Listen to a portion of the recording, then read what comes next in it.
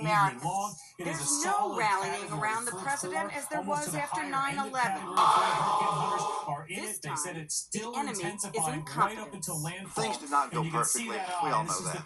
No matter who is at fault, a new CBS poll shows that 2 out of 3 Americans think the president himself responded too slowly.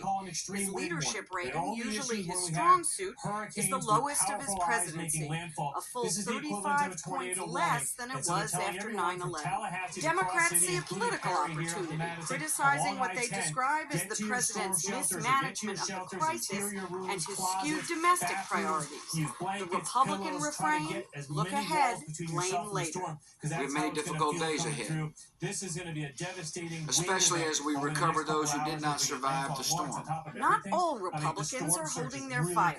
No American should be comfortable or should be willing to accept the sight of an American body laying in an American street, dead and decomposing, because the government system was incapable of moving at modern speed with modern effectiveness. Today, Ukraine's The president declared September 16th a national day of prayer, but national unity may be harder to come by, John.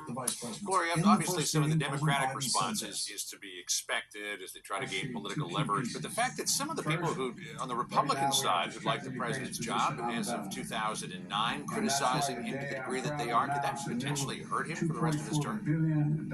I think both the Democrats and the Republicans could hurt him. I think this is going to have a great deal of impact on his agenda, also on the prosecution of the war in Iraq, and of course, Republicans, as you point out, have to run for re-election or for president, and this president does not. Gloria Borger in Washington, thanks very much.